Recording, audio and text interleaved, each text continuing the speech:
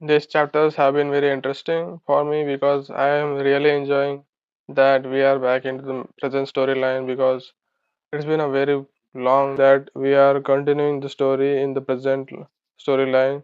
I couldn't stop myself from reading these four chapters, so I read all the four ones I had. I had some interesting things, my thoughts to share on the chapter 1174.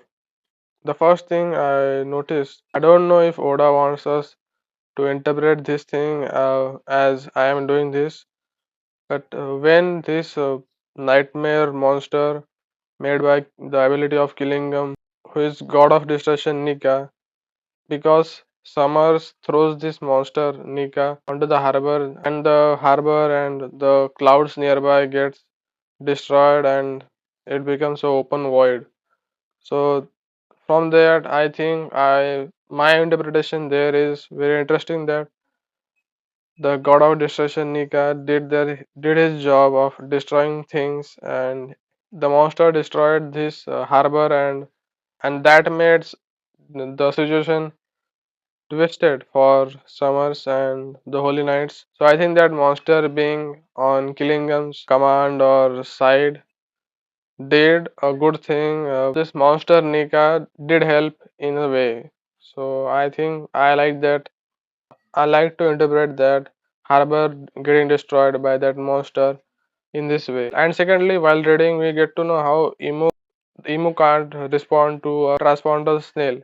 So that thing is something interesting that Emu can control the bodies or the actions of holy knights, but they can't. He can control or he can respond to a Denzen Mushi. That's a very weird thing to notice, and I don't know if Emu just gives order or he can respond to.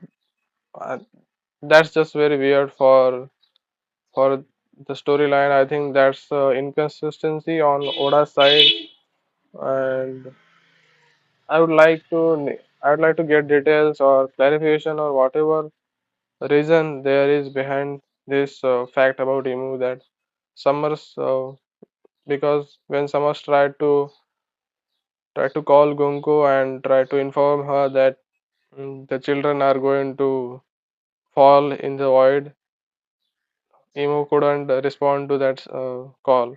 And at last, the reveal of Loki's fruit is very interesting. How I thought that it would be some power, or it would be some paramecia or something like that, but it turns out to be a mythical or a mythical zone, and it is very overpowered. It's like a dragon, or it's something. It's some creature from the Norse mythology, of course.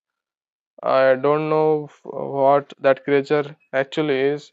It would be really fun to get to know about his fruit in the upcoming chapters. That's mostly it from my side on this four chapters and mostly this fourth chapter 1174, and that's it. Thank you for watching and see you.